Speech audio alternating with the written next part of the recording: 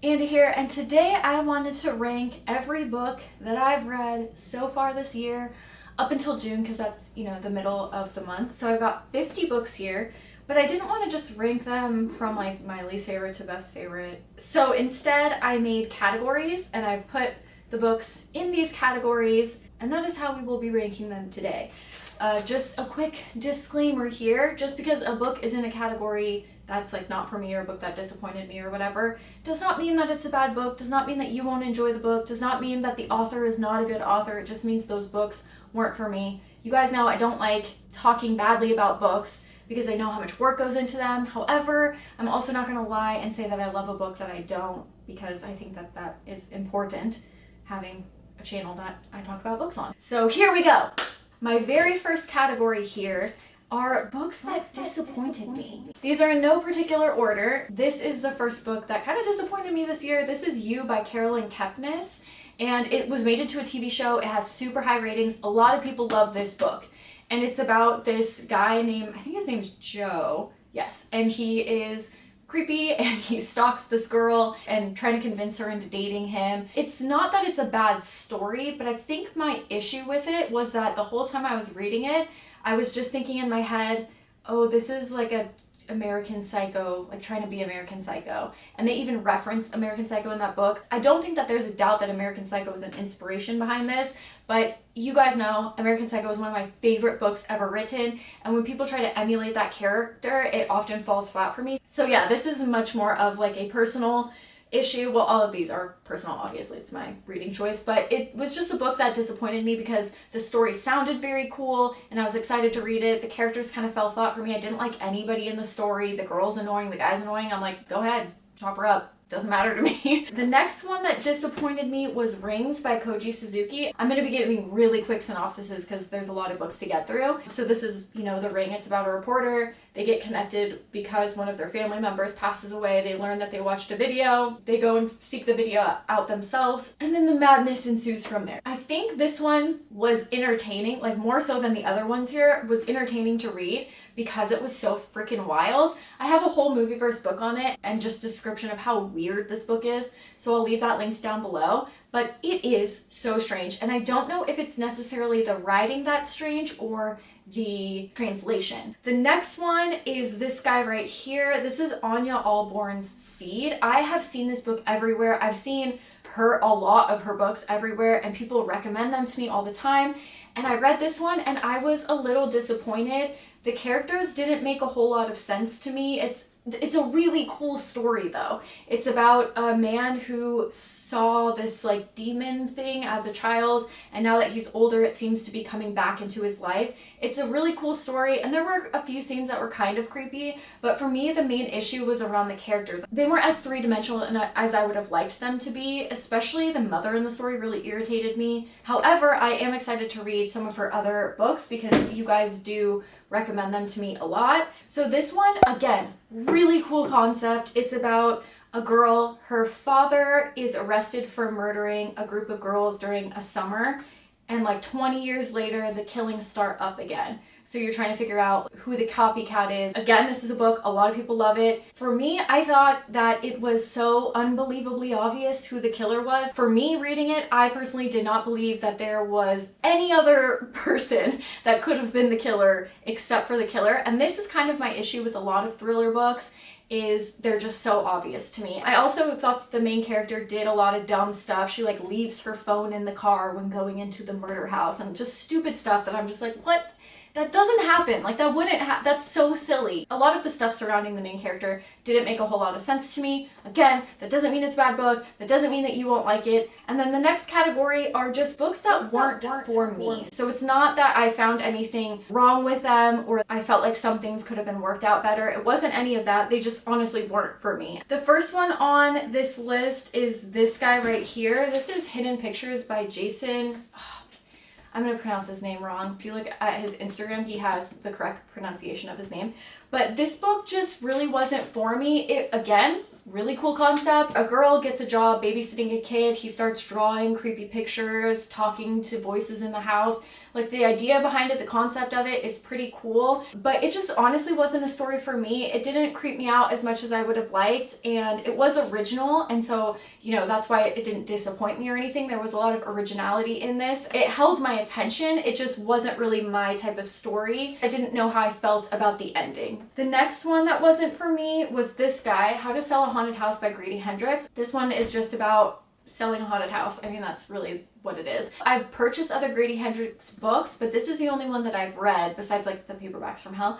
And I think I just didn't realize his writing style going into it. So I think if I would have known his writing style and been prepared for it, I would have enjoyed the story more. I was a little confused and thrown off because I thought it was going to be one thing and it turned out to be something else. I feel like his writing is kind of like watching an 80s campy horror movie. Like, it's silly, it's fun, it's well written, don't get me wrong. It's not that I hated this book or anything. And How to Sell a Haunted House I thought was going to be like really, really creepy, and it wasn't at all creepy. It's like more about dolls than haunted houses, and so it just threw me off. It threw me for a loop. But I do have other ones of his books and I am excited to read them. So now that I know his writing style, I think I can go in and enjoy his work. The next guy, is this guy, Just the Nicest Couple by Mary Kubica. It's about a guy that goes missing. There's like two couples, they're friendly. This husband goes missing, and these people know a secret about this guy but won't say anything.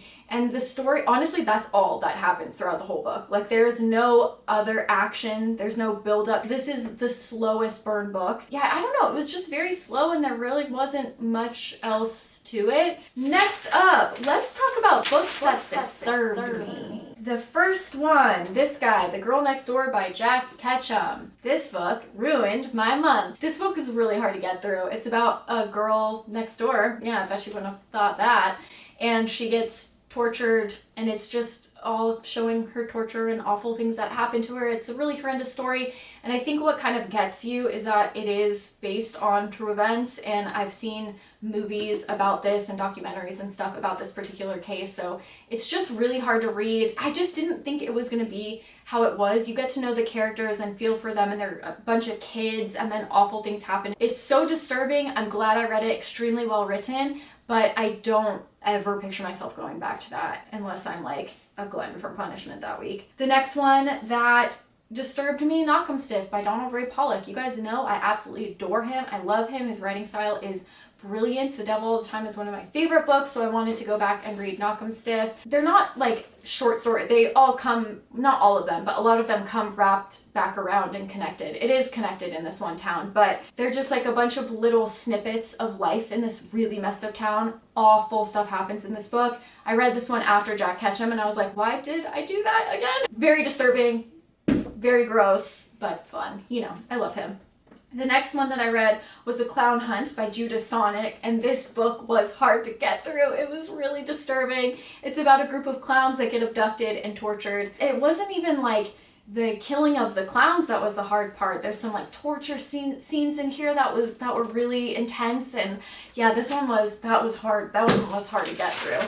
But I do want to read more of her books because a lot of people talk about them, and I know she's got a ton of other works, so I will be checking more out of those. My fourth category is fell short. These are the books that kind of fell short for me. The first one is The Children of the Night by Dan Simmons. Now, don't get me wrong, I adore Dan Simmons. He has some of the best horror books ever written. His writing is insane. It's about vampires. It's like a woman, a doctor, who goes to Romania and adopts a kid and brings it back to the US because we have the supplies here to make it live. But then it turns out that the kid is actually a vampire. It gets abducted. She has to go back to Romania to find the kid. And it's like connected to Vlad the Impaler and stuff. It's a cool story, don't get me wrong. And I read the first half of it and I was like, why don't people like this book? This book is so good. The problem was with this one, why this one fell short for me, is because he put so much work into the research of it that the research is very front in the story, and the story kind of falls behind that. He went to Romania, he searched these places, he did a lot of work going into it, but like, do we need to know every street name that they drive down in Romania? I don't think that's really pertinent to the story. And so in that sense, I feel like the description of Romania was really the forefront of the last half of the book specifically, and that's why it fell short for me. The next one was this one, Isaac Asimov's Caves of Steel. This is part of the Robot series, and this one was about, man, I don't even remember. Who did they murder? Somebody gets murdered, and a robot is hired to help a detective figure out what it was, but it's kind of a silly story. The main detective on the case just keeps being like, you killed him, and then they're like, no, I didn't, and he's like, oh, okay, then you killed him. Like, he's the worst detective of all time. It's kind of silly in that manner, and so this one felt a little bit short for me because of that, but it was still really cool, and I'm so glad I read it, and I'll definitely be reading more of the Robot series. The last one of this list was Ronald Malfi's Ghost Written, and I honestly think it was just because I read Black Mouth before this, and Black Mouth is one of the best horror books I've ever read, and then I read this one, and it wasn't to the same depth and intensity as that one was written, which not all books have to be, but because I was so amazed at how great that book was, I was a little bit disappointed in this guy. So it's not that that was a bad book by any means, it's just a few novellas and they kind of linked together. Next up, gosh, I have the best titles for these categories. This one is entitled Fun. These books are just fun, that's all. These are just a fun time. They were good to read, they were entertaining, and I enjoyed them. Some obviously more than others, but you know, they're all, I feel like, deserve to be in this category. The first book in this category, The Ravenous Dead by Darcy Coates. This is the second in this series. It's about a girl who can talk to ghosts. You guys know I love Darcy Coates. This was just good old fun. The next one, The Haunting of Ashburn House. This was another Darcy Coates one. This was about a girl who moves into a house and she meets some friends and she inherited it from her dead grandma, and then creepy things start happening. You know, a typical Darcy Coates, a fun, good time. The next one, The Writing Retreat. This is about a woman who goes on a writing retreat. Yeah, that's what it's about. The Writing Retreat is by Julia Bartz. This guy, Stolen Tongues by Felix Blackwell, is about a woman who's talking in her sleep.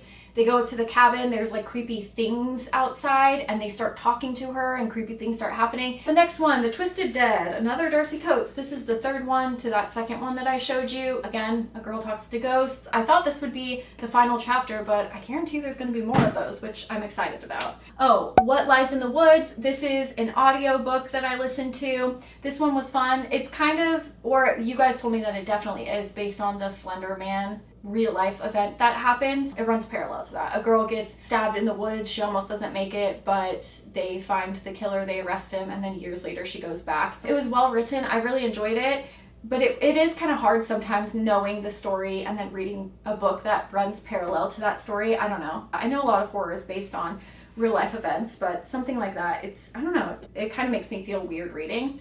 The next one that was just fun, Robert Marosco's Burnt Offerings. Enjoyed this one. It's about a family that goes to rent a house on vacation and it's haunted and creepy things happen. The next fun one, another Darcy Coates. I didn't realize I read so many this year. This is The Fullcraft Ghosts, and it's about two kids. Their mother's hospitalized, so they go stay with their grandparents that they've never met before, and creepy things happen. The next one is The Troop by Nick Cutter. This is about a troop that goes on an outing with their troop master. Another man shows up on the island who's very sick, and that sickness begins to spread. That one's just gross and gory and fun. Speaking of gross, Playground by Erin Beauregard. This is about a group of kids that get kidnapped and have to solve puzzles and do things to not get murdered on playground equipment. The next one, Carney. This guy is written by Ash Erickson, and this was it's just a fun abduction story about clowns abducting people. This next one, Don't You Cry by Mary Kubica. This is about a girl that goes missing and her roommate's trying to figure out what happened to her. It's creepy, it's fun, it's a pretty slow burn, but I still found it fun and worth the read. Man, I have a lot of books to go through. Next up, these are just solid 4-star rates. Between 4 and 4.5 stars for me, just like great, outstanding books. The first one is Paula Hawkins' Into the Water. When a girl commits suicide, the people in the town start looking into whether it was an accident or not. The next one, Suffer the Children by Craig Delui. This one is another vampire story. It's about all the kids in the world dying of a mysterious illness and then coming back to life and thirsting for blood. It's kind of like how far would parents go for their kids. It's a really, really interesting, unique read. The next one, Ray Bradbury's The Martian Chronicles. This is a bunch of short stories joined together to make a full-length novel, and it's about landing on Mars and life on Mars and things like that. Next up, Kurt Vonnegut's Breakfast of Champions. This book is weird. It's about, what is this even about? The whole book is about these two men meeting, and then you're told that in the beginning, but that's also the climax of the book, and so everything else leads up to that point. It's very strange. You guys know I love Kurt Vonnegut, one of my favorite writers of all time. The next one that I read was Salem's Lot by Stephen King. This was my first go at this book. It's a vampire book, but very mild vampire book. The way that this book is written is actually unbelievable. It was written in the 70s, so I can see why it was, you know, life-changing back then. To me, it was really mild, but worth a read. I mean, the characters, the description, everything in there was fantastic. Next, I read Tess Gerritsen's Harvest. This is about organ donations and the black market and all sorts of things. She's a physician. She also wrote some other books that I read that are in my 5-star reviews. This book is really fun. Yeah, enjoyed that. The next one, This Perfect Day by Ira Levin. This is a science fiction-y type dystopian. You're basically fed medication to just be a zombie, and of the people that rebel against it. The next one, Tess Gerritsen's The Apprentice. This is the second one to the Rizzoli Isles book series. So it's about a serial killer and the apprentice of that serial killer. Oh my gosh, I've read so many freaking books. Next up, Stephen King's Elevation. It's about a man who keeps losing weight but not losing mass. So he looks the same, but his weight keeps decreasing. It's just honestly like a fun, cute novella. Speaking of cute, Andy Weir's Hail Mary. This again is a cute short story about trying to save the world and getting lost in space and meeting alien species. Next, Fahrenheit 451 by Ray Bradbury. I mean, this is my millionth time reading this, but I wanted to revisit it. I think we all know. It's about firemen that burn books instead of putting out fires. The next one, Lucy Foley's The Guest List. Enjoyed the crap out of this one. It's about a small wedding taking place on an island. A murder happens, and there are a whole lot of suspects. It was a slow build, but worth the read, I think. Next up, Simone St. James's The Sundown Motel. A blast. A woman goes missing, and like 30 years later, her niece works at the same motel she went missing from to try to solve the crimes. Next up, The Illustrated Man by Ray Bradbury. Again, a bunch of short stories that kind of connect through the beginning and the end. It's a blast. It's a lot of fun. Next up, we have Best Books of the Year. Woo! Our last category. My favorite books of this year. Black Mouth by Ronald Malfi. It's about a man who meets up with childhood friends. They try to figure out some weird stuff that happened in their childhood. Really great. Awesome book.